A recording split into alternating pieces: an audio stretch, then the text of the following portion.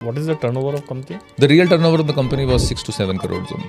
right now? So our order book has gone more than 100 crore and we have touched almost 100 crores in terms of turnover. Regent का vision है, we want to be the number one lighting company in India who is providing innovative, aesthetical, technology-driven solutions to people.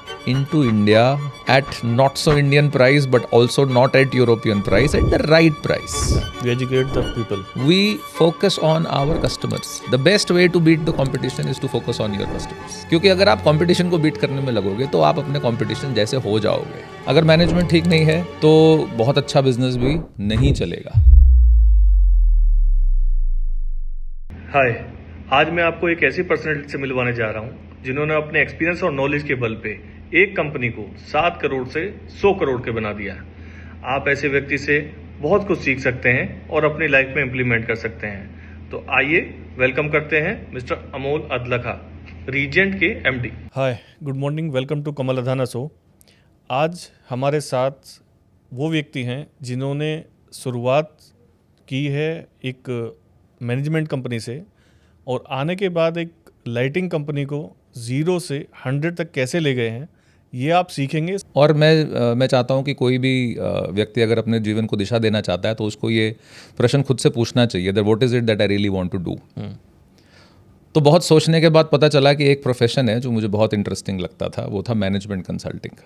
Okay. And I decided that I want to become a management consultant. बहुत ही simple है और मुझे लगता है अगर किसी व्यक्ति के बारे में जानना हो तो उसके अलग अलग रोल्स समझ लेने चाहिए. जी. तो बिजनेस में I am a director and a CEO of Regent Lighting Asia.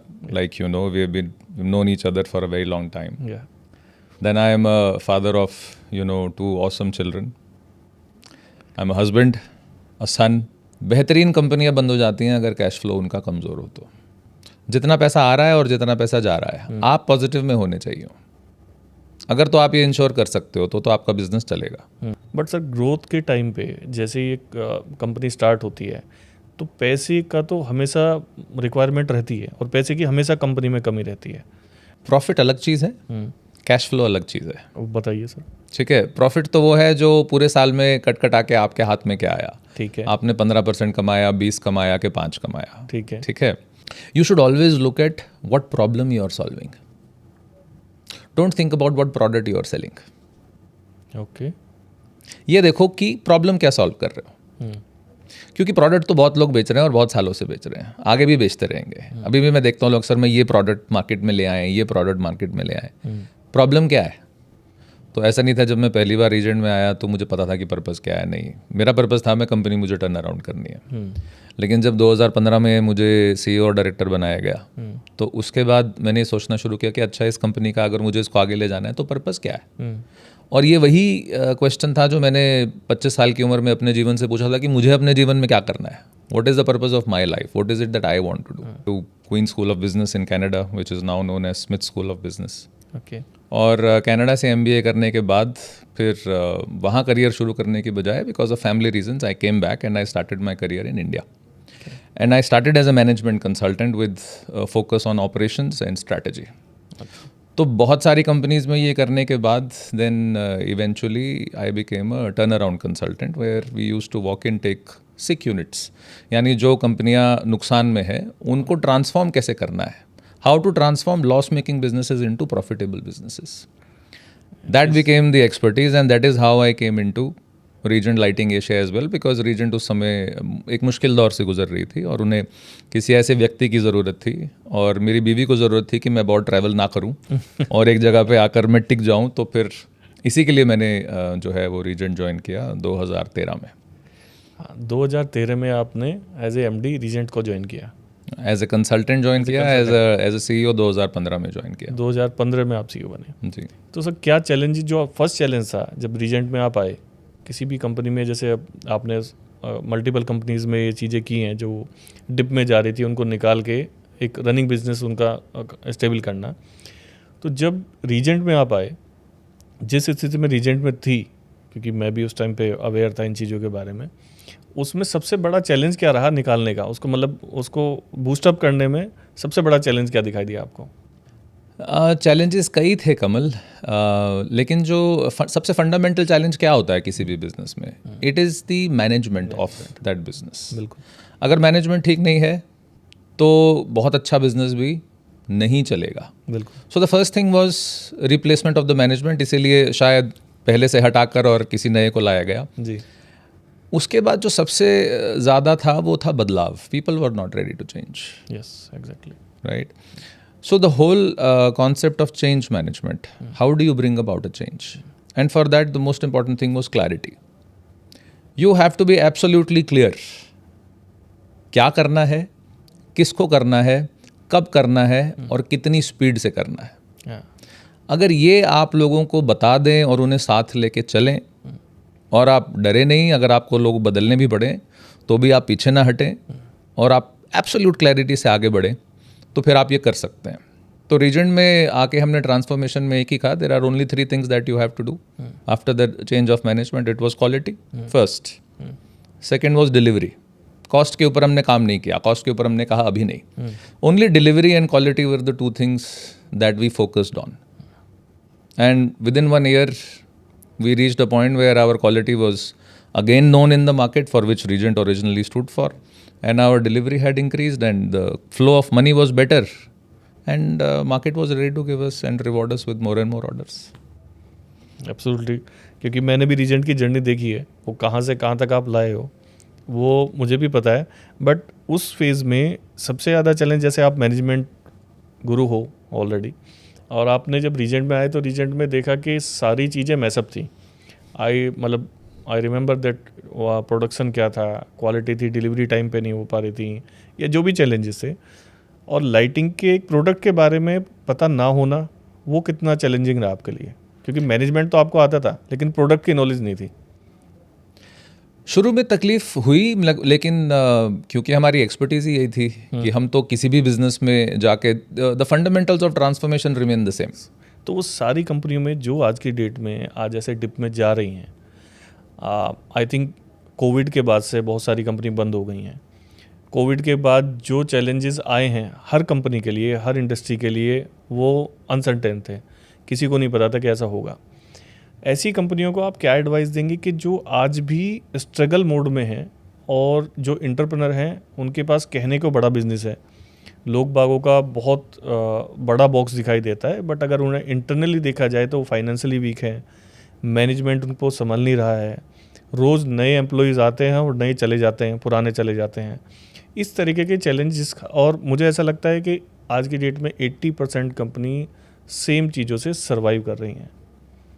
उसके लिए क्या टिप्स देंगे आप? बड़ा जनरल सवाल है, लेकिन मैं फिर भी कोशिश करूंगा कमल। फर्स्ट एंड फॉरमोस्ट, कोई भी बिजनेस में the most important thing is cash flow. Okay. बेहतरीन कंपनियां बंद हो जाती हैं अगर कैश फ्लो उनका कमज़ोर हो। तो जितना पैसा आ रहा है और जितना पैसा जा रहा है, आप पॉजिटिव में होने चाहिए। अगर तो आप ये इंश्योर कर सकते हो तो आपका बिजनेस चलेगा।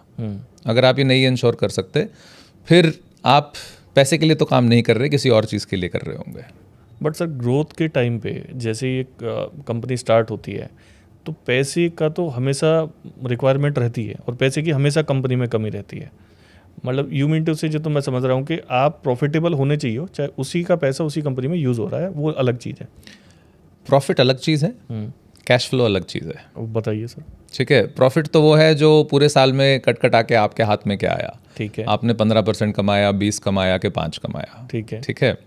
अलग अलग बिजनेसेस में अलग अलग प्रॉफिट्स होते हैं। जब सैचुरेशन आ जाती है मार्केट में तो प्रॉफिट्स कम हो जाते हैं, नए बिजनेसेस होते हैं तो प्रॉफिट ज़्यादा होते हैं।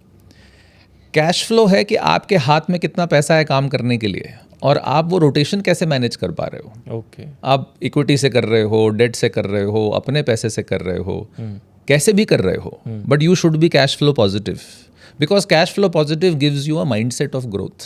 Only positive cash flow will give you a mindset of growth. बिल्कुल। फिर आपका कुछ भी अल्टीमेट ऑब्जेक्टिव हो, आपको सिर्फ कंपनी बड़ी बना के बेचनी है, आपको अपना बिजनेस प्रॉफिटेबल करना है, लेकिन आपका first and foremost your cash flow should be positive. तो बहुत सारे एंटरप्रेन्योर्स होते हैं, उनके पास आइडियाज तो बहुत होते हैं मगर वो फाइनेंशियली बहुत कमजोर होते हैं। एग्जैक्टली।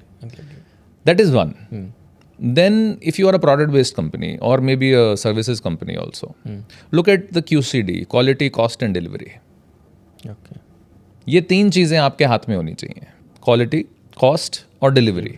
अगर ये भी आपके हाथ में है, अब मैं धीरे धीरे I am expanding the flow, then, और इसमें से ये नहीं है कि क्या ज़्यादा इंपॉर्टेंट है क्या कम, बहुत महत्वपूर्ण है कि आपके लोग कैसे हैं, quality of the people.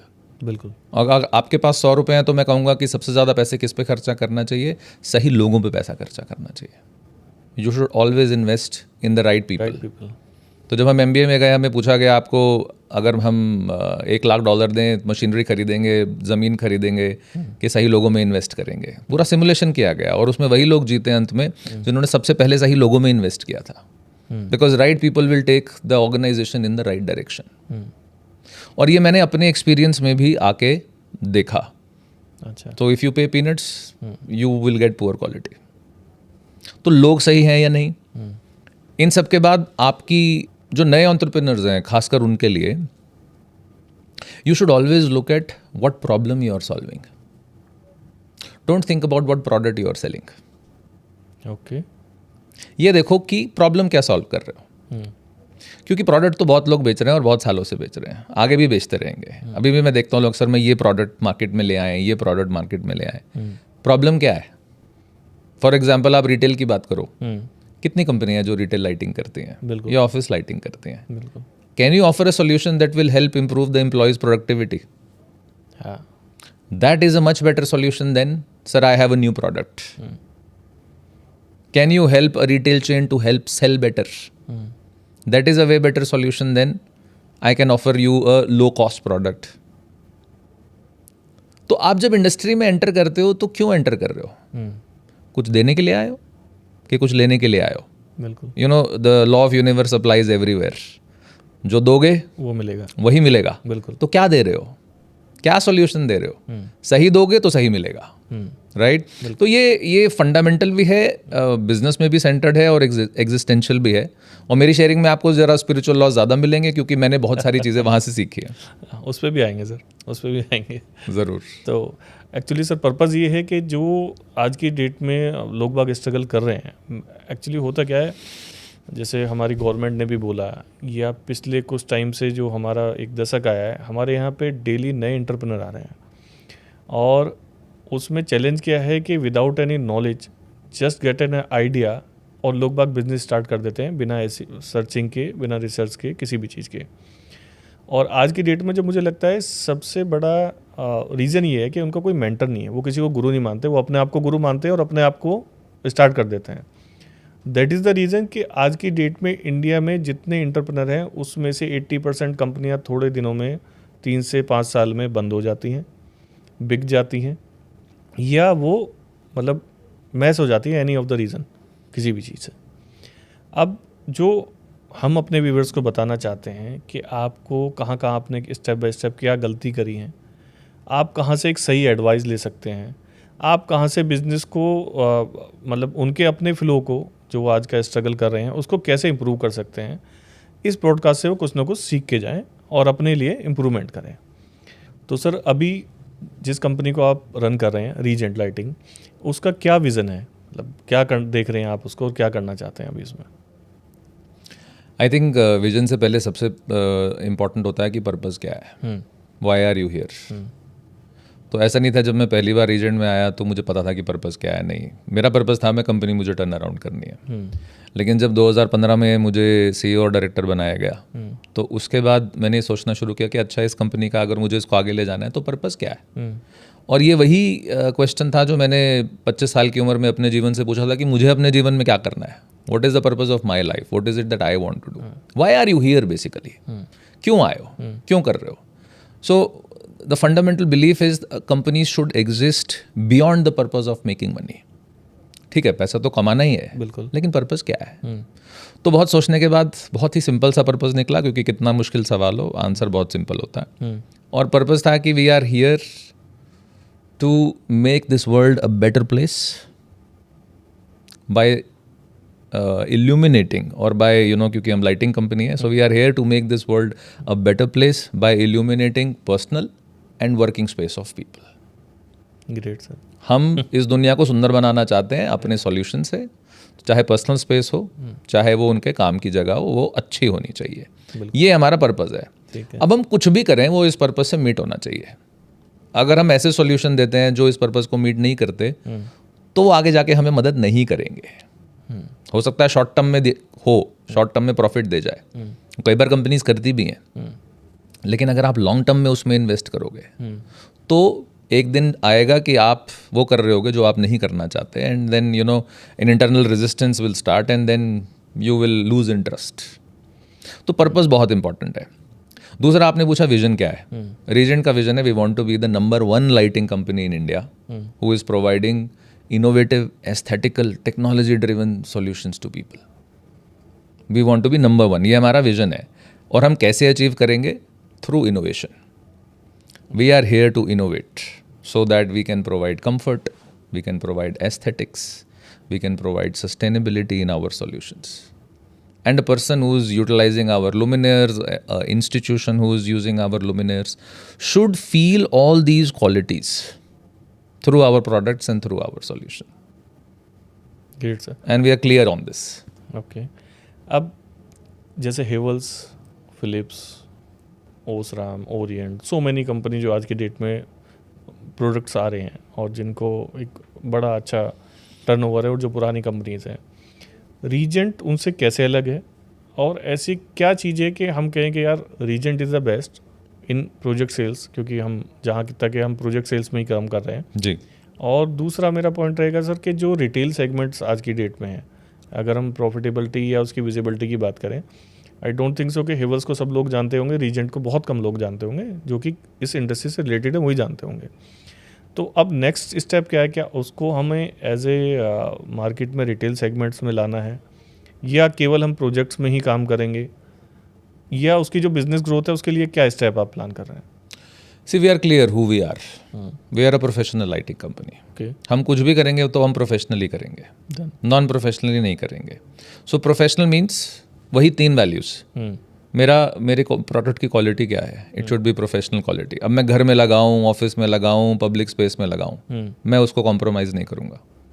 It should be aesthetic, right? देख। And third, it should be innovative, technology driven. मैं अलग क्या कर रहा हूँ? तो यही वैल्यूज़ और यही जो हमारा मिशन है, जो हमारा पर्पस है, यही हमें डिफरेंशिएट करता है बाकी कंपनीज से। हमें इस बात की चिंता नहीं है कि हमें कौन जानता है, हमें इस बात की चिंता है जो हमें जानता है वो हमारे पास आना चाहिए। Exactly, right? तो जैसा आपने कहा प्रोफेशनल लाइटिंग का सर्कल छोटा है और उसमें जो भी लोग हैं वो हमें जानते हैं। तो अगर हम अपनी वैल्यूज़ के साथ इन लोगों को इन अपने कस्टमर्स के साथ हम रिलेट कर पाएँ, उनको सॉल्यूशंस दे पाएँ, यही हम करना चाहते हैं। That is what we want to do. अब उसमें हमारा विजन लिमिटेड नहीं है, हम इंडोर में, आउटडोर में, इट डजंट मैटर। बहुत सारे लोगों को लगता है कि Regent only stands for indoor. No, that is not true. 7 to 8% of our business last year has come from outdoor, and it will consistently, we see that trend happening also. तो दोनों में ही अब ये जो है we are going to go ahead with this vision only. तो क्या हम रिटेल मार्केट को भी आने वाले हैं रिटेल मार्केट में? मुझे नहीं लगता कि हम रिटेल मार्केट करेंगे, क्योंकि अगर हमारा एशिया मार्केट सेटिस्फाई हो जाता है, if we are able to do that, then we will expand to Middle East, we will expand to other countries in Asia. और अभी बहुत ऐसी मार्केट है जो करने वाली है। We are also exporting from this unit that we have. Okay, we are exporting back to Europe. So the product quality is suitable for international. We are ready for an international expansion. So before we do retail here, we will do professional lighting in other countries first. Great sir. एक चीज़ sir, जैसे हमने देखा है कि बहुत सारी ये Switzerland based company है और ऐसी इंडिया में बहुत सारी कंपनी आई लाइटिंग को लेके, लाइक ट्राइलेक्स, जाल, और वो कंपनियाँ आई और वो अपने आप को सस्टेन कर ही नहीं पाई और आज की डेट में शायद उनके इंडिया में प्रेजेंस है भी नहीं। उन्होंने मैन्युफैक्चरिंग सेटअप भी लगाए, सब कर। क्या लगता है कि क्या रीज़न रहा होगा या क्या मैनेजमेंट में उसमें गड़बड़ रही कि क्योंकि प्रोडक्ट वाइज वो भी अच्छे थे लेकिन वो सर्वाइव ही नहीं कर पाए इंडियन मार्केट के हिसाब से। तो हमने इंडियन मार्केट को देखते हुए क्या से चेंजेस किए, क्या कंपनी में और क्या अपने प्रोडक्टों में चेंजेस किए, और क्या रीज़न रहा कि ट्राइलेक्स और जाल जैसी कंपनी जो फाइनेंशियली रिच थी, जिनका बैकग्राउंड बहुत स्ट्रॉन्ग था, और वो इंडिया में सर्वाइव नहीं कर पाई? बहुत कारण हो सकते हैं उनके फेलियर के, मैं उनके फेलियर पे तो नहीं जाऊंगा। मैं इस पे बात करूंगा कि रीजन के सक्सेस के क्या कारण रहे। ठीक है। आई थिंक वो ज़्यादा बेहतर रहेगा। ठीक है, और ना ही सिर्फ ट्राइलेक्स और जाल, बल्कि ज़ुमटोबिल, हाँ, वर्ल्डमान जी, ऐसी बहुत कंपनीज हैं जो आई मैन और वगैरह चली गई, सब बिल्कुल, चले गए। बिल्कुल। देखिए India is a very hostile market तो आसानी से किसी को टिकने नहीं देती है। बिल्कुल। ठीक है। तो जो भी कंपनीज आई, I think their model and their strategy was not right for the Indian mindset. Okay. ऐसा मेरा फीलिंग है। या मैं ये कहूँ कि रीजन में आने के बाद मेरा सबसे पहला प्रयास ये था कि हमारा प्रोडक्ट इंडियन मार्केट के लिए रेडी होना चाहिए, उनके सॉल्यूशंस के लिए। अब उसमें वही what quality, what cost, what delivery, fundamental तो यही तीन है। अब आप कैसे इसको डिलीवर करते हो। कई कंपनीज आई, उन्होंने कहा कि हम सिर्फ यूरोपियन प्रोडक्ट बेचेंगे, तो वो इम्पोर्ट करके बेचते रहे यहाँ पे, लेकिन वो वॉल्यूम में स्केल अप नहीं कर पाए। अब वॉल्यूम में आप स्केल अप नहीं करोगे तो आपकी कॉस्ट तो बढ़ी रही है। बिल्कुल। अब कॉस्ट बढ़ेगी तो एक दिन आप कहोगे कि अरे ये तो नहीं हो पा रहा है, so they shifted to totally another model. They said कि अब हम लोकल प्रोडक्ट इंडिया में सेल करेंगे। अब वो जब लोकल प्रोडक्ट सेल करने लगे तो उनका कंपैरिजन लोकल कंपनी से होने लगा। लेकिन लोकल कंपटीशन, जैसे आपने बताया हेवल्स है या दूसरी कंपनी है, वो ऑलरेडी बहुत बड़े हैं, वो कॉस्ट स्ट्रेटजी में बहुत ऊपर है। बिल्कुल। तो उनके साथ वो सर्वाइव नहीं कर पाएंगे।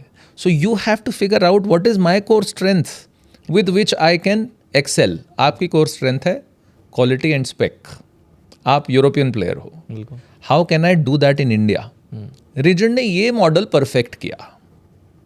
और मैं नहीं कहता कि ये एकदम से हो गया, ये आज भी चल रहा है। It's a continuous effort. How can I bring European quality into India at not so Indian price but also not at European price, at the right price. वो एक सस्टेनेबल मॉडल जो है वो मैनेजमेंट का काम है। और मुझे लगता है कि वो कंपनीज इसको मिस कर गई कहीं ना कहीं। तो उन्होंने कोशिश भी की, लेकिन रीजन में एक बहुत अच्छी बात है that you know the management here has given a lot of freedom to innovate for India. तो ऐसा नहीं है कि सिर्फ यूरोपियन प्रोडक्ट ही यहाँ पे लाकर सेल करना है, नहीं। आप यूरोपियन प्रोडक्ट से इंस्पिरेशन लीजिए, अब वहाँ के ऑप्टिक्स से इंस्पिरेशन लीजिए, वहाँ की टेक्नोलॉजी से इंस्पिरेशन लीजिए, लेकिन आप वो सोल्यूशन क्रिएट कीजिए जो इंडिया के लिए सही है। Exactly. और जो इंडियन कस्टमर्स चाहते हैं। So I think that was the main thing that region did and is also, you know, doing as of today, and we will continue to do that. I think it's a journey. It's not an end in itself. इसमें sir जब आपने join किया था, अगर मैं financially बात करूं, जी, तो what is the turnover of company? The real turnover of the company was 6 to 7 crores only. Oh, and right now? So our order book has gone more than 100 crore and we have touched almost 100 crores in terms of turnover. Great sir, great. I don't think so कि किसी भी European brand जिनकी हमने बातें की हैं वो अभी तक मतलब आई थिंक तो कि इतना टच किया होगा। नहीं, मेरी नॉलेज में भी नहीं है Kamal. I also doubt. Trilux because of the government project is near about 60 to 70 they reached at one point of time. But 100 तो किसी ने भी टच नहीं किया होगा। जी, तो ये तो आपको जाता है sir credit. the credit always and always goes to my team. या Always. तो नेक्स्ट 5 years में आप रीजेंट को कहाँ देखना चाहते हैं? See, I'm going to take some time, so you'll probably have to edit this one. So, Kamal, अगले 5 साल में, see, our core segment right now is office lighting. या ठीक है, उसके ऊपर बहुत इनोवेशन हुआ, लेकिन बहुत कम लोग जानते हैं कि लगभग right after Corona in 2021, we started infra division as well, which is focusing on the government jobs. Okay. Then 2 years ago, we also launched a professional residential lighting range as well. So there is a separate team which is working on that. Okay. और मुझे लगता है कि जो इससे आगे का growth है वो इन 2 सेगमेंट से आएगा। Okay. So we want to enter homes, you know, high-end residential, medium-end residentials, and we want to bring the same, you know, professionalism that we have done in office lighting into this. Then our government business is now accounting for almost 20 to 25% of our overall business. Okay. And what I believe कि future में ये 2 जो नए segments हैं, this will become or should become 50% of our overall, you know, business for India. So अगर हम आज 100 हैं तो अगले 5 साल में, you know, we should be touching at least 200. And the growth will come from these 2 segments in India. and then the growth will start coming from our export business. So the business, that we want to do in Dubai or Singapore, Malaysia, and other Asian countries. Great, sir. That is what we forecast and foresee. My best wishes. Thank you. With Regents and you also. तो sir मेरा next question है कि एक successful project के पीछे सबसे important factor क्या होना चाहिए? एक कंस्ट्रक्शन इंडस्ट्री की बात कर रहे हैं हम, और ये स्पेसिफिक लाइटिंग की बात हो रही है, तो मुझे लगता है कि एक सक्सेसफुल प्रोजेक्ट के पीछे सबसे जो महत्वपूर्ण चीज़ है, 2-3 चीज़ें हैं, मैं 2-3 चीज़ों की बात करूँगा. जी. First and foremost, technology. Okay. Do you have the right solution or not? That's very, very important. Because the construction projects today are getting increasingly competitive also, and they want to do more. So with lighting solutions also, architects, lighting planners, they want to do more. क्या company के पास वो technology है, वो solution है? That's the first point. Second is planning. How do you plan to deliver? How do you plan to do it? So project आने से पहले आप तैयार होने चाहिए. So are you part of that planning process or not? Okay. And the third thing is, and I think that's also one of the most important things, ऐसा नहीं है कि कोई कंपनी प्रोजेक्ट करती है, बहुत सारे लोग मिलके प्रोजेक्ट करते हैं, और वो लोग अलग अलग कंपनीज में हैं, और बहुत सारे लोग आपको जानते भी नहीं है. बिल्कुल. I think it's very important that people should want to work with you. लोग आपके साथ काम करना भी चाहते हैं या नहीं? नहीं, बिल्कुल सही. खासकर जो महत्वपूर्ण लोग हैं, the important people in the project, they should want to work with you. They should see that value, what you are bringing to the table. आप वो सॉल्यूशन लेकर आ रहे हो, आप टेक्नोलॉजी लेकर आ रहे हो, आप विलिंगनेस लेकर आ रहे हो, and you want to be part of that project. So मुझे लगता है टेक्नोलॉजी, पीपल एंड प्लानिंग, ये 3 चीज़ें जब साथ में आती हैं, तब एक प्रोजेक्ट जो है वो सक्सेसफुल प्रोजेक्ट बनता है. क्या हमारा प्रोजेक्टों में लेके प्राइसिंग को लेके कुछ चैलेंजेस आते हैं सर? क्योंकि इंडियन मार्केट में जिस तरीके के आज की डेट में प्लेयर्स हैं, और जो लो कॉस्ट प्रोडक्ट्स आज की डेट में आ रहे हैं, बिकॉज ये लेमैन आदमी के लिए तो लाइटिंग केवल उसने इल्यूमिनेशन किया और वो लाइटिंग हो गई, बट फॉर टेक्निकल रीज़न उनको नहीं जाते हैं. आज की डेट में अगर मैं हेवल्स की बात करूँ, वो भी 2 साल की वारंटी दे रहा है. फिलिप्स की बात करूँ, वो भी दे रहा है, और जो लोकल XYZ बना रहा है वो भी 2 साल की वारंटी दे रहा है. तो एक जो एंड कंज्यूमर है, जिसको यूज़ करना है, जो प्रोफेशनल लाइटिंग को नहीं जानता, ठीक है, उसमें तो एज ए कंसल्टेंट होंगे, वो अपना रिकमेंडेशन देंगे, हम अपने प्रोडक्ट की बात करेंगे.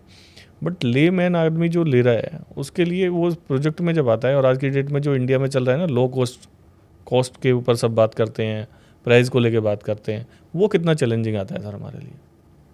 काफ़ी चैलेंज आता है Kamal. It's a regular challenge.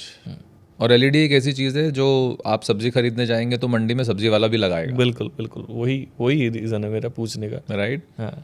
और एक आपका एक प्रोफेशनल क्लाइंट है, वो भी लगाएगा, कोई दुकान वाला है वो भी लगाएगा, घर में वो भी लगाएगा. I think it is very important for a company like us to go and educate our client. Education is companies responsibility. Okay. Education is entrepreneur's responsibility. So if your client is only talking about price, it means you have not educated your client enough. उसकी गलती नहीं है, गलती हमारी है. But client इतना interested होता है कि वो मतलब मनी को साइड में रख के उसको टेक्नोलॉजी को समझे. ये आपके ऊपर है, आप इंटरेस्ट कैसे इवोक करते हो. What can you do to evoke that interest? और उसके बावजूद भी अगर वो क्लाइंट नहीं इंटरेस्टेड है, वो प्राइस की बात कर रहा है, फिर वो आपका क्लाइंट नहीं है. Exactly. Then you need to move on. That is my question. Yes. कि अगर क्योंकि मतलब प्रोजेक्टों में आज की डेट में, किसी भी प्रोजेक्ट में आज इंडस्ट्री में, अगर हम मतलब दिल्ली NC की स्पेशली बात करें, तो प्रोजेक्ट की एक वैल्यू पहले ही डिफाइन हो जाती है. लो कॉस्ट कम करते करते करते करते वो आज की डेट में, चाहे वो लाइटिंग वेंडर्स हों, चाहे अदर सप्लायर्स हो, कारपेट, फर्नीचर, जो भी हो, सबको प्राइसिंग में लेके आते हैं. और टेक्निकली बात अगर करें तो टेक्निकली उतना सुनने को तैयार नहीं है. और अगर मैं बात करूं कि मैं लाइटिंग के लिए कितना परसेंटेज दूं, अगर मैं हेवल्स को ले रहा हूं तो मुझे लगता है कि 100 रुपये में मेरा काम हो रहा है. तो रीजेंट कहाँ पे स्टैंड करती है? वो 100 में से 110 रुपये पे जाके उस टेक्नोलॉजी को दे सकती है, या 100 का 200 रुपये में जाके उस टेक्नोलॉजी को देगी जो आज की डेट में हम रीजेंट दे रही है. देखिए, अगर आप रीजेंट की बात करें तो हमारे पास सॉल्यूशन 100 के 200 500 वाले भी हैं और 100 के 200 वाले भी हैं। ठीक है, 100 के 150 वाले भी होंगे, लेकिन 150 के नीचे वाले नहीं होंगे। ओके। सो डिपेंड करता है कि उस प्रोजेक्ट में क्या ज़रूरत है। Sometimes we also entertain the client कि अच्छा, आप ये सॉल्यूशन अगर आपको नहीं चाहिए तो इससे भी हो सकता है। That is also possible, because we are not only catering to top 2% of the market, we are catering to top 10% of the market now. 10 साल पहले हम 2% पे थे, लेकिन अभी हम 10% पे हैं, और ये 10% से ज़्यादा हम एक्सपेंड नहीं करना चाहते। Otherwise we will have to become like our competition. The focus is also not on the competition. बहुत लोग पूछते हैं कि आप बीट कैसे करते हो कॉम्पिटिशन को। हम कॉम्पिटिशन को बीट नहीं करते। We educate the people. We focus on our customers. The best way to beat the competition is to focus on your customers. क्योंकि अगर आप कंपटीशन को बीट करने में लगोगे तो आप अपने कंपटीशन जैसे हो जाओगे। एग्जैक्टली। तो सर, मेरा नेक्स्ट क्वेश्चन है कि क्लाइंट हैंडलिंग में जो ट्रस्ट बिल्ड करते हैं उसका क्या तरीका है? कैसे ट्रस्ट बिल्ड करेंगे किसी क्लाइंट को कि रीजेंट के साथ ही वो जाए, या कैसे, वो बताइए सर। देखिए, सबसे पहली बात ट्रस्ट बिल्डिंग में ये है कि क्लाइंट, इससे पहले कि आप उससे मिलो या उससे बातचीत करो, अश्योरेंस है या नहीं। और अश्योरेंस कैसे बिल्ड होती है? वो आपकी प्रेजेंस से बिल्ड होती है। रीजेंट क्या है, क्या कर सकता है, उसके प्रोडक्ट से होती है, उसके सॉल्यूशन से होती है। तो इससे पहले आप उसके पास जाओ, आपकी रेपुटेशन उस तक पहुंच जानी चाहिए। ओके। अगर आपकी रेपुटेशन अच्छी है, अगर आप अच्छे हो, तो वहीं से ही आपसे मिलने से पहले वो एक्सरसाइज शुरू हो जाती है, या तो ट्रस्ट बिल्ड होगा या नहीं होगा। And once you know the client, or once you are in touch with the client, I think there is something very fundamental in relationships. Do as you say. जो बोलते हो वो कर दो, और नहीं कर सकते तो उसको जाके बताओ। मैं देखता हूँ बहुत सारे लोग प्रॉमिस तो करते हैं लेकिन डिलीवर नहीं करते हैं। बिल्कुल वही है। और प्रोजेक्ट्स में कई बार इतने प्रेशर में आ जाते हैं कि फ़ोन उठाना ही छोड़ देते हैं। आप ये मत करो। आपके पास अगर आंसर नहीं है तो आप फ़ोन उठाओ और आप उसको बताओ कि मेरे पास अभी आंसर नहीं है, और मैं 2 घंटे के अंदर, 1 दिन के अंदर, 2 दिन के अंदर आपको आंसर दूंगा। ये बहुत ज़रूरी है। I think in order to build trust you should do what you promise. If you are consistent in that, people will trust you. You may not be able to deliver every single time, but they will trust you. And once the job is done, they would want to work with you again. Nobody wants to work with anybody who is not trustworthy. Agreed, 100% agreed. तो sir, client के साथ आप long term relationship कैसे buildup कर रखते हैं? देखिए, किसी भी लॉन्ग टर्म रिलेशनशिप का फाउंडेशन आपके जो अभी रिलेशनशिप की स्टेट है उस पर निर्भर करता है। आपने पूछा ट्रस्ट के बारे में। अगर आप ट्रस्टवर्दी नहीं हो तो लॉन्ग टर्म रिलेशनशिप वैसे ही बिल्ड नहीं होगा। और अगर आप ट्रस्टवर्दी हो, then people would want to work with you. अब ये हो सकता है कि आप क्लाइंट के साथ काम कर रहे हो या नहीं कर रहे हो, but very important thing is, क्या आपका फोकस क्लाइंट के ऊपर है, क्या आपका ध्यान है? किसी भी रिश्ते में आई थिंक सबसे ज़्यादा इंपॉर्टेंट होता है कि आप उस पर ध्यान देते हो नहीं। आप घर में अपने बच्चे के साथ बैठे हो, क्या आपने फ़ोन पे हो या बच्चे पे ध्यान दे रहे हो? अगर आपका ध्यान है तो वो रिलेशनशिप है, अगर आपका ध्यान नहीं है तो रिलेशनशिप नहीं है। तो बीच में we are all human beings. आप बिना कारण के भी किसी को अप्रोच कर सकते हो, just to say hello, just to check on them, how is it happening, how you are doing. और ये आपकी नेचुरल एबिलिटी होनी चाहिए कि you should be interested in people, how they are doing beyond business. For example, तुम कभी कभी मुझे फ़ोन कर लेते हो या मैं फ़ोन करता हूँ, सर क्या हाल है, how are you doing, right? And I think we are sitting here today because of those phone calls. Yes, exactly. Otherwise if we would have called each other after 2 years, it would probably not happen. So वो कहते हैं ना कि जैसे दिल को धक धक जिंदा रखती है, ऐसे ही दरवाजे को दस्तक जिंदा रखती है। क्या बात। So keep knocking on each others doors. Good sir. आज की डेट में सर, जैसे हम प्रोजेक्ट तो करते हैं, बट पेमेंट का एक बड़ा चैलेंज रहता है क्लाइंट के साथ आने में। तो वो पेमेंट के चैलेंजेस को किस तरीके से हैंडल करते हैं आप, और किस तरीके के चैलेंजेस आ रहे हैं? दोनों ही बड़े इंपॉर्टेंट सवाल हैं, and it ties back to the cash flow thing that we were talking first. कि अगर कैश फ्लो नहीं है तो आप सर्वाइव नहीं कर पाओगे। सर्वाइव भी नहीं कर पाएंगे, सर्विस भी अच्छी नहीं दे पाएंगे, प्रोडक्ट भी अच्छा नहीं दे पाएंगे। प्रोडक्ट भी अच्छा नहीं दे पाएंगे। हाँ, तो वो कैसे आप हैंडल कर रहे हैं? देखिए, प्रोजेक्ट्स बिजनेस में सबसे ज़्यादा ज़रूरी है कि आप जैसे लोग प्रोजेक्ट्स बिजनेस में साइट तो ट्रैक करते हैं, डिलीवरी भी ट्रैक करते हैं, कैश ट्रैक नहीं करते, पेमेंट ट्रैक नहीं करते। बिल्कुल। They do not tie their deliverables to their flow of cash. Every salesperson wants to give the best to the client. कि बस ये हो जाए, और नहीं होगा तो ऑर्डर लेके आ जाए और कंपनी को दे दे कि मेरा काम हो खत्म गया. You have to train your people that the business completes once the money comes in. Right? So when the money comes in, material goes out. ये कुछ फंडामेंटल रूल्स हैं. कई प्रोजेक्ट ऐसे भी होते हैं जहाँ पर आपको एडवांस पेमेंट्स नहीं होते या आपको कम होते हैं. So you always should put your point in front of the client when you are starting a project. Like we are executing a huge project right now, which is, commanding more than 30% of what we will do in this year. And when we sat and we discussed deliverables, I told the client that I need only one help from you. I need you to track my payments. So as we will interact for deliveries, we will also sit and track the payments. And if you need all these deliveries to happen on time, you will need to make sure that you do this part really well. I will do everything else. You need to focus on this part. Okay. And the client is also, acknowledging. Now, इससे होगा नहीं एक बार में, मुझे बार बार जाके उसको track करना पड़ेगा. अपनी टीम को भी ट्रेन करना पड़ेगा. सो आई थिंक आप अगर कॉन्शियस हो जाओगे इस चीज़ को लेके, बहुत सारे कंपनीज कॉन्शियस नहीं होती इस चीज़ को लेके. अगर आप कॉन्शियस हो जाओगे इस चीज़ को लेके, उसको ट्रैक करने लगोगे, तो 80% ऑफ द टाइम्स आपके प्रॉब्लम रिजॉल्व हो जाएंगे. 20% फिर भी आपको कोई ना कोई मार्केट में ऐसा मिलेगा जो पैसे आपके रोक लेगा, या आपको टाइम से पेमेंट नहीं देगा, या बैंकरप्ट हो जाएगा, कुछ भी है. So such kind of things you can not avoid, but yes you always have options to go. Normal अपने कैश फॉलोअप में don't be too rude, because if you are rude then it will spoil your relationship. If you are too soft then your money will not come. So you have to be firm. Okay, you have to be firm, you have to be in the center. And many of the people who are coming to you to take money, you can learn it from them also. Second is, if it goes extreme, do not hesitate. Use all means at your disposal to get your money back. And I mean notices, legal, whatever is required, you should do that. But, thankfully with good management, it should not reach to that point. इस पूरी journey में reagent के साथ बात कर रहा हूँ आपके सर, कि रीजेंट में जब आपने ये जर्नी शुरू करी तो आपको सबसे टफ फेज़ क्या आया, क्या सबसे चैलेंजिंग चीज़ रही? बहुत सारे टफ फेजेस आए कमल. मैं कहूँ कि टफ फेजेस नहीं आए तो, या कम रहे नहीं, बहुत सारे आए, आज भी हैं और कल भी रहेंगे. Right? Nothing, no transformation and no growth can happen without the tough phase. So a tough phase is not a tough phase. A tough phase is an opportunity for you to grow. Yes, exactly. That is how you have to train yourself to see. I believe it. Bilkul. So either a tough phase will come in the form of an opportunity, that you have a huge mountain, can you climb it?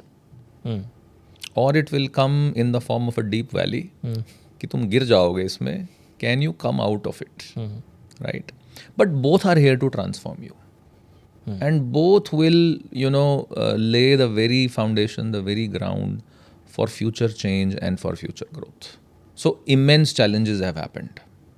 I remember we were doing a significant project where Mr. Modi had to come and visit that site. Oh.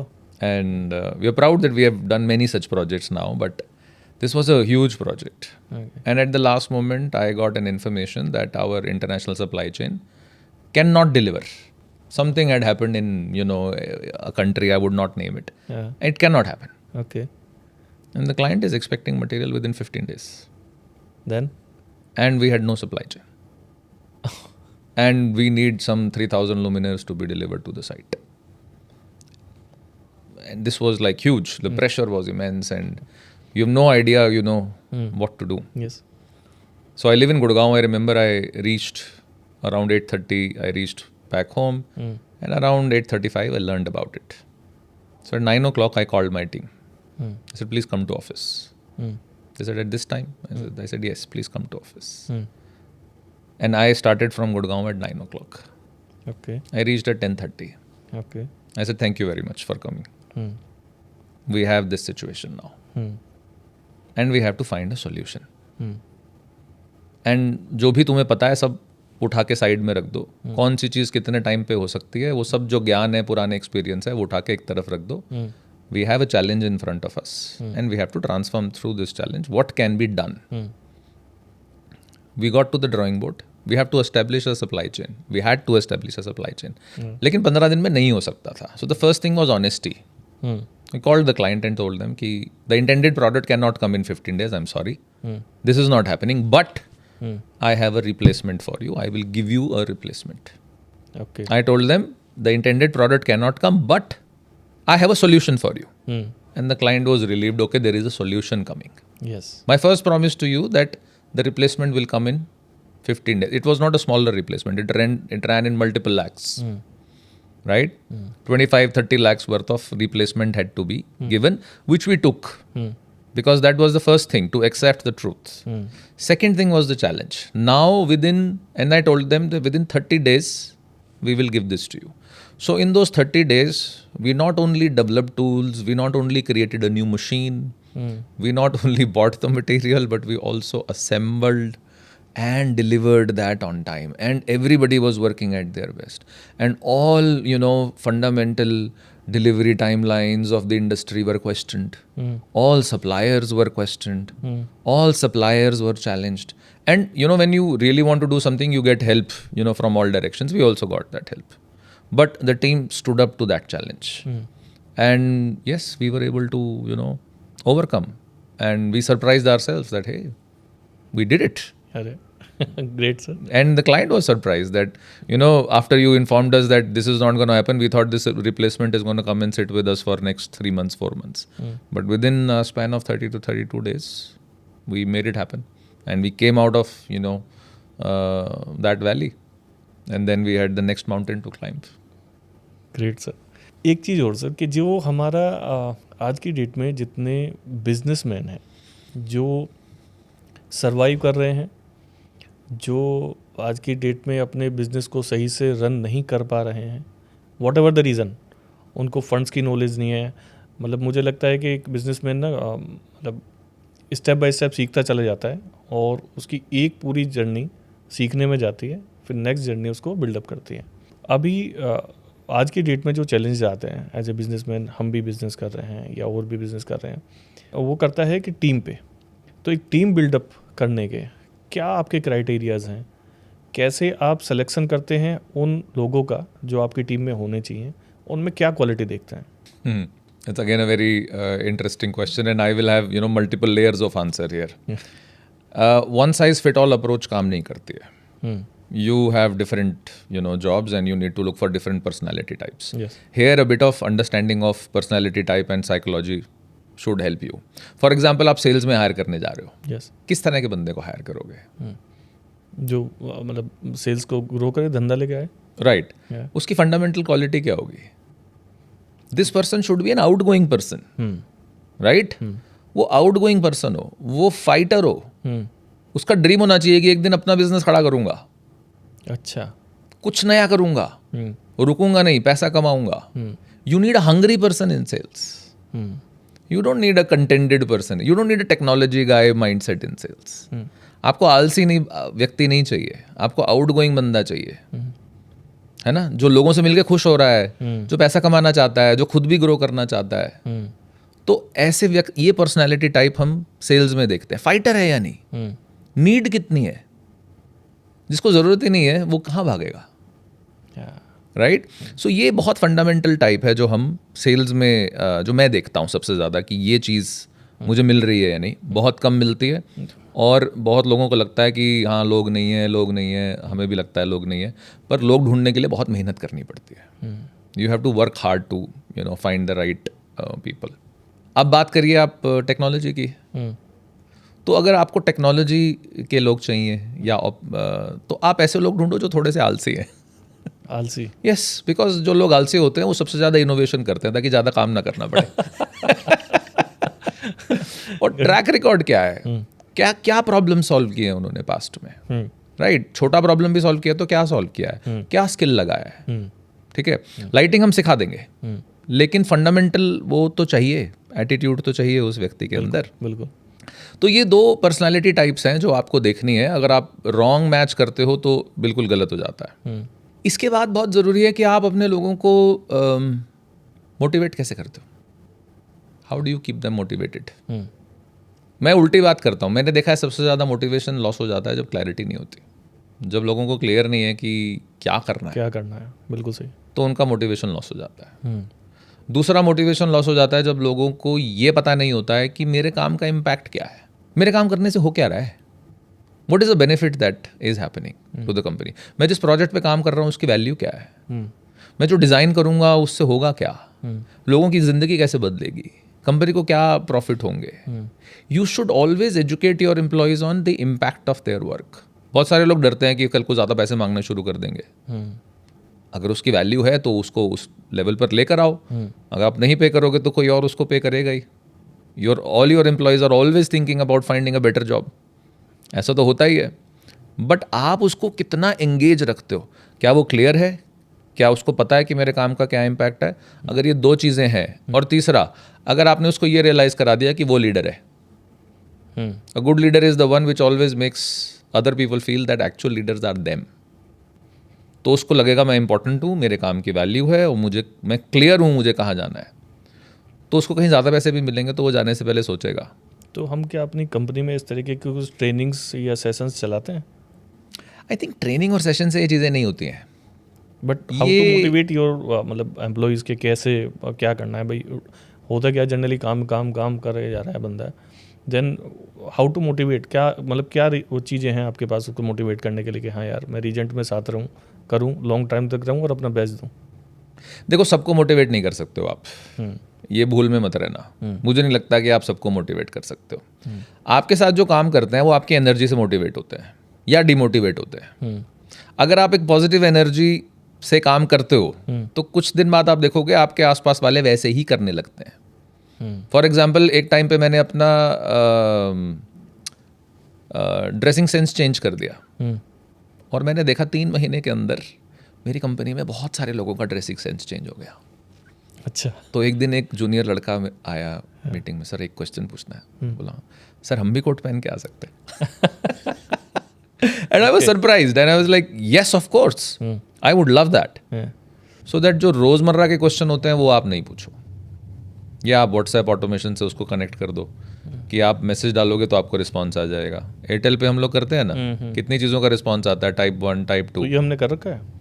So we have done now, ये हमारा next step है for project tracking. उसका backend हमारा तैयार हो गया. Future में हमें फ्रंट एंड तैयार करना है, हम क्लाइंट्स को दे देंगे.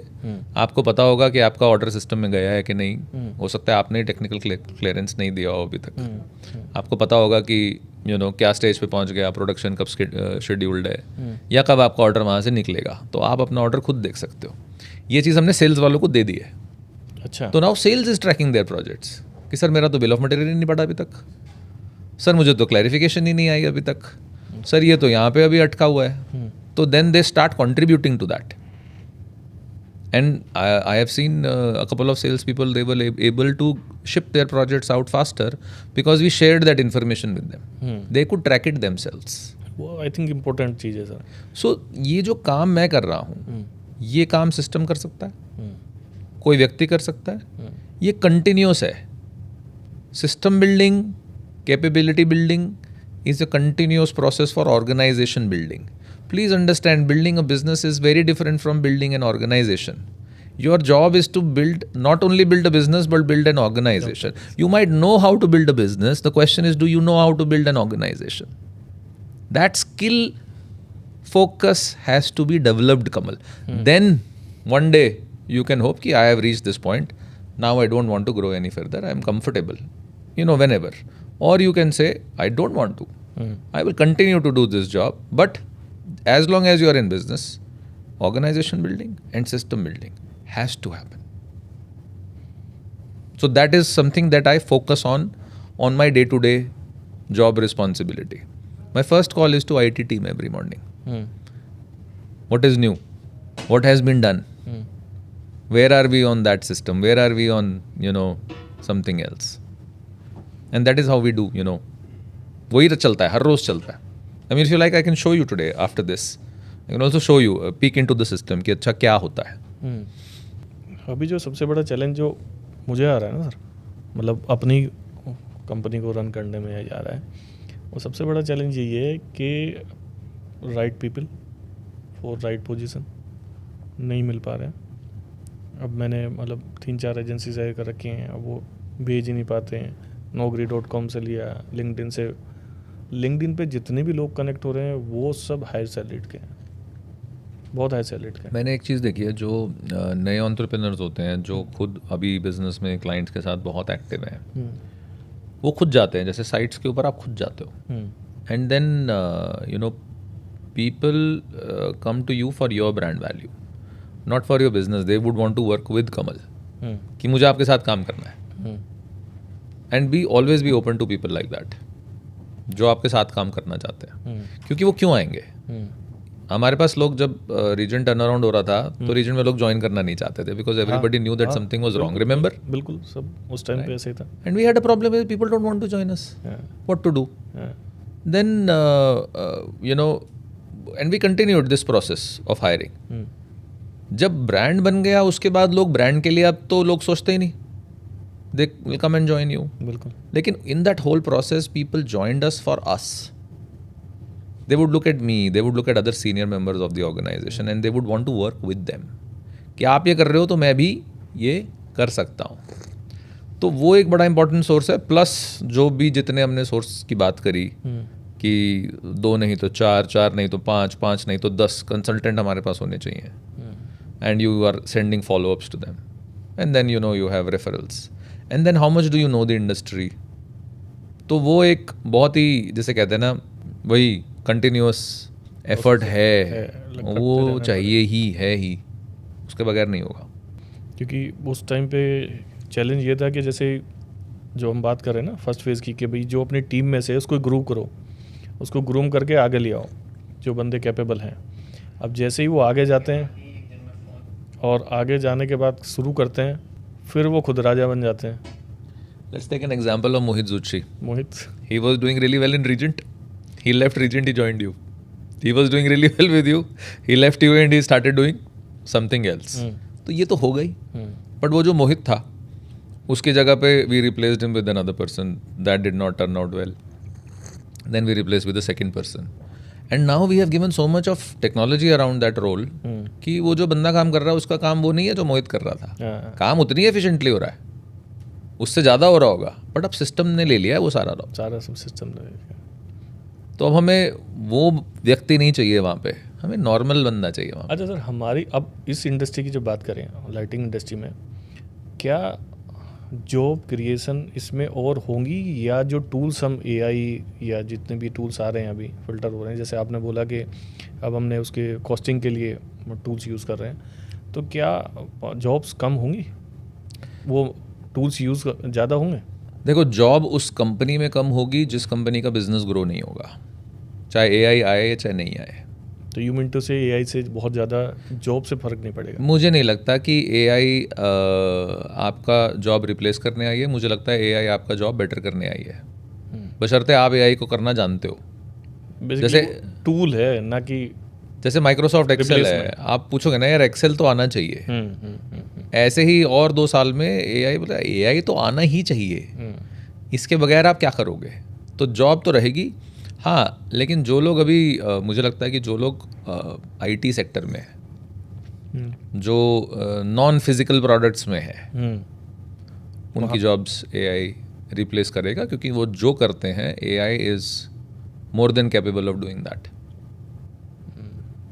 तो वहाँ पर होगा. लेकिन जहाँ फिजिकल प्रोडक्ट्स हैं, मतलब हमारी इंडस्ट्री, मतलब लाइटिंग इंडस्ट्री नहीं, में उसका कोई ज़्यादा अभी तो नहीं. नियर फ्यूचर में अगले 5 साल में तो मुझे नहीं दिखता, अगले 10 साल में भी बहुत कम. और तब हम लोग भी बहुत इवॉल्व कर जाएंगे. AI से ज़्यादा जो बैकवर्ड इंटीग्रेशन है, कंट्रोल एंड लाइटिंग है, या और टेक्नोलॉजीज़ हैं, वो उसको करेंगी.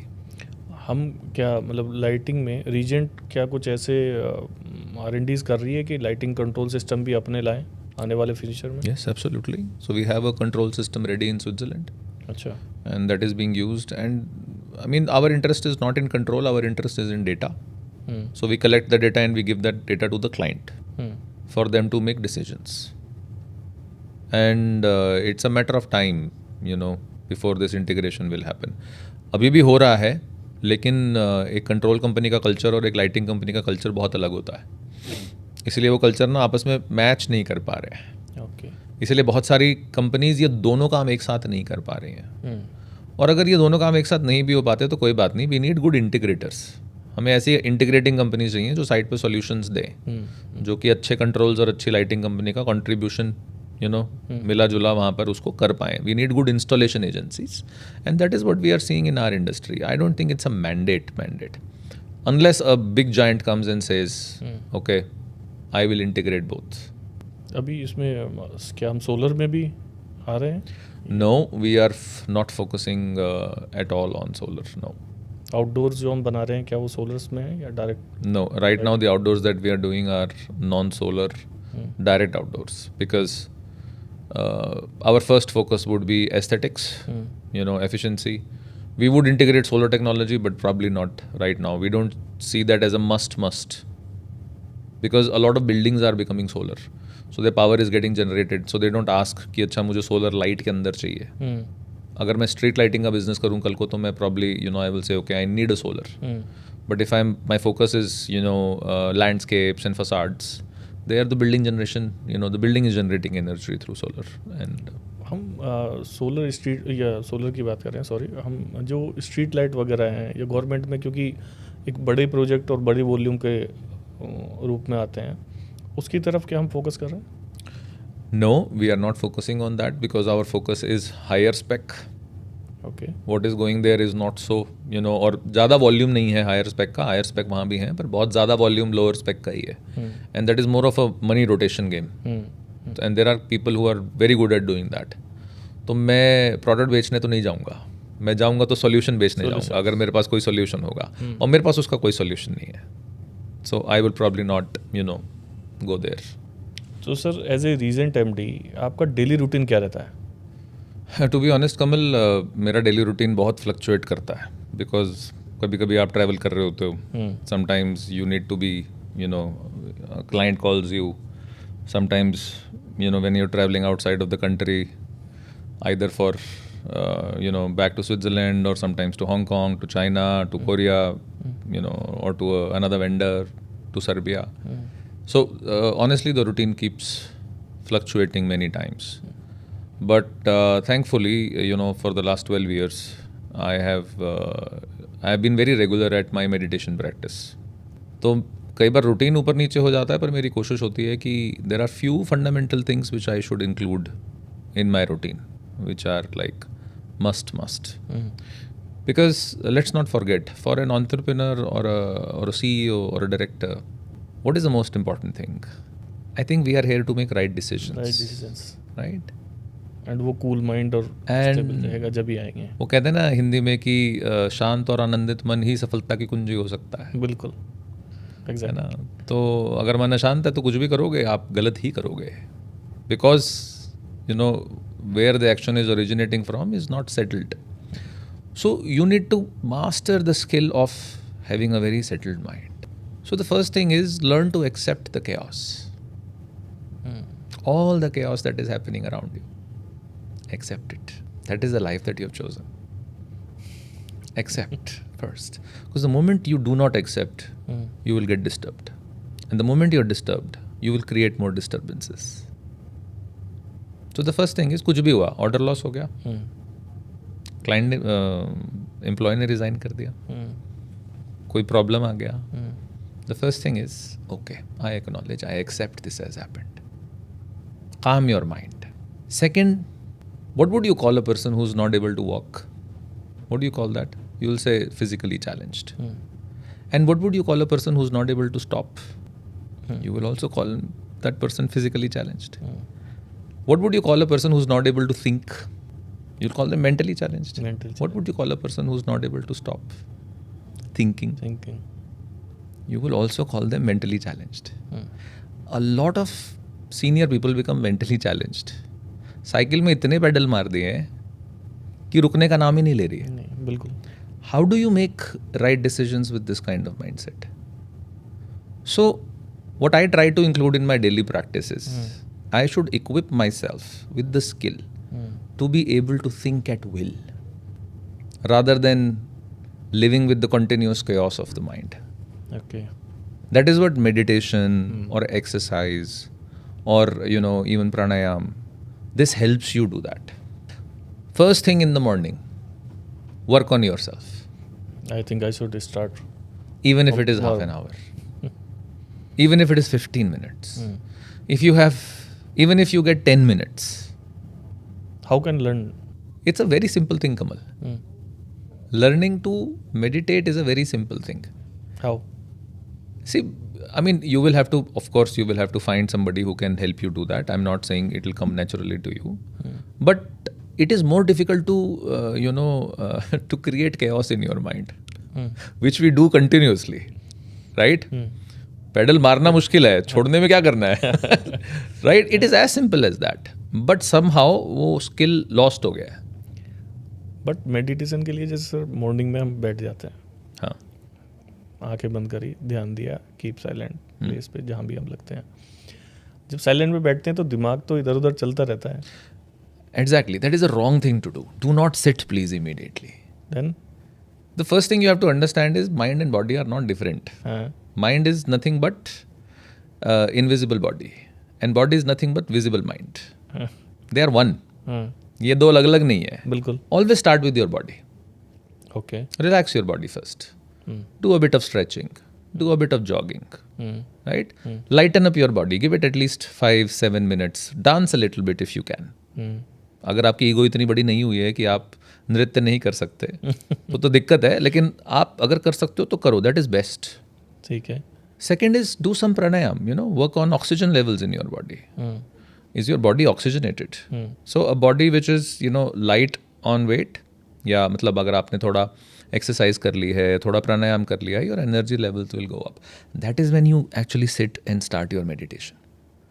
And then you should find somebody, a teacher who can actually teach you. So I am also a meditation teacher. I do it in my separate life.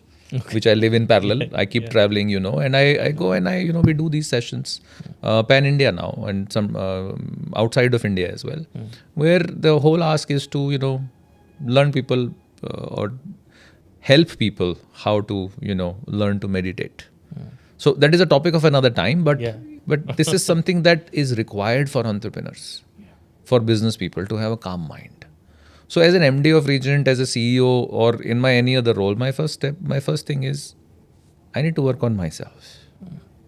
So if my ideal day would have at least half an hour of exercise, I choose between either walking, either running, or either yoga. I'm not consistent with either, but I want to choose one.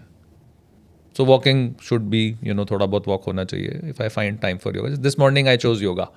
I want to do yoga today. I cannot run every morning, or I cannot go to gym every morning. That's the kind of person I am. It suits me. So any form of physical exercise, some form of pranayam, and, at least 10 minutes of meditation. And if you have a longer time, then, you can take it to half an hour.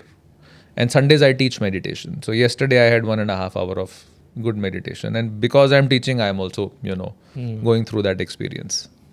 So somehow, that practice has really helped me maintain calm in very difficult times.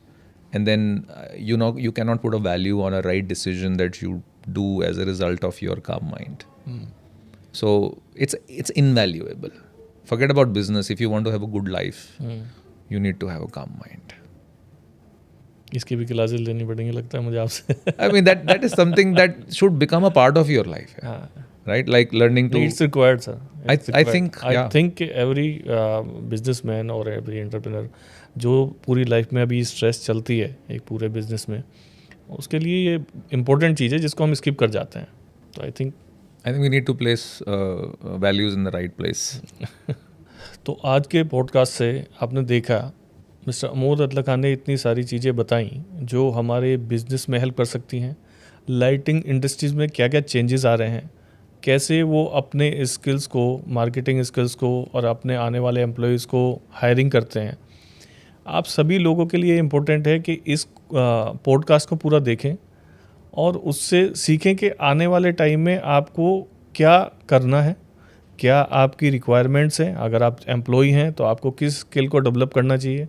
अगर आप as a businessman हैं तो आपको क्या step लेने चाहिए अपने business को डेवलप करने के लिए, कैसे स्टेप बाय स्टेप धीरे धीरे ग्रो करा जाए. तो जैसे आपने देखा कि स्टार्टिंग फ्रॉम 7 करोड़ से आज वो कंपनी को 100 करोड़ प्लस तक लेके गए हैं.